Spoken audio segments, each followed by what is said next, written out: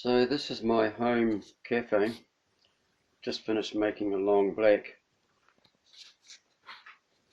Outside it's raining. Here's the long black. It's a pretty good one. So easy to get it wrong though.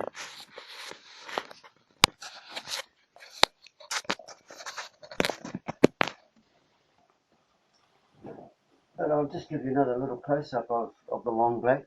I don't normally drink them. Normally like a flat white or a cappuccino. But in this instance, just about run out of milk. So it's not bad. So easy to absolutely murder a good coffee. Takes the slightest little bit of error and you've got it wrong. For example, I had to fly up to Auckland and get my training at VidFessUpLowRes coffee roasters. Up until then, I'd left it up to my barista and manager in my cafe to do it. But eventually, I had to face the music and do it myself.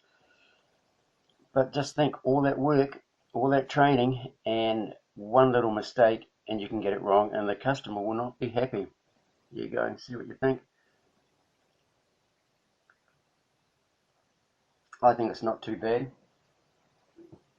Also, this is an umbrella that was left behind by the previous tenant where I'm living at the moment. It's a bit of a girly umbrella, with apologies to all girls. It's not my choice, but there it is.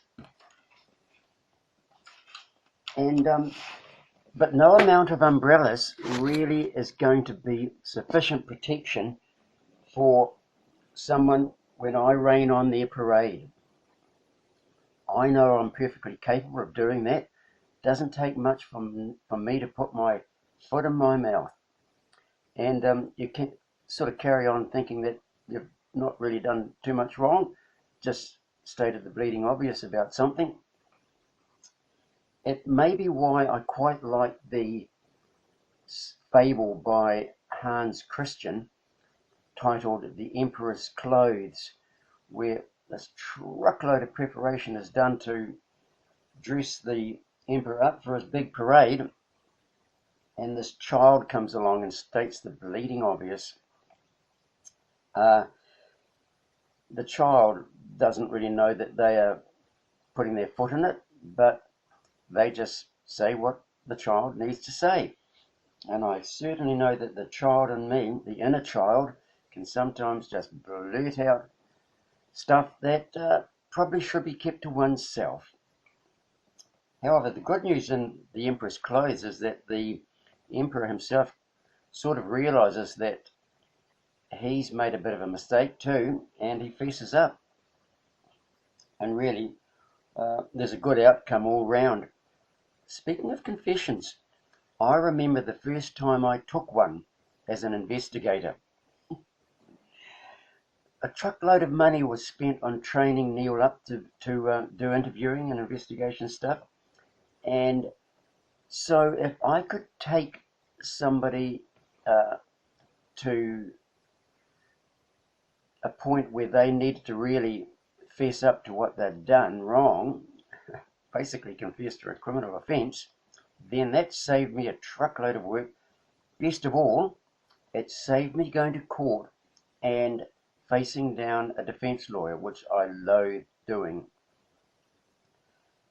So, if I could get you to admit that you've made a fairly serious mistake, get you to confess to it, then that saved me a whole lot of work.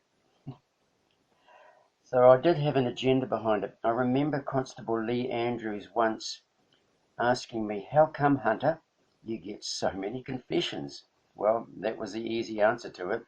I just wanted to take the shortcut route. This first confession that I took was from a young fella, fraud. To his credit, after he'd been sitting in my office for a length of time, he fessed up to it. I didn't think I had much of a chance of making him tell the truth, but he did the decent thing, and he did confess to telling the truth.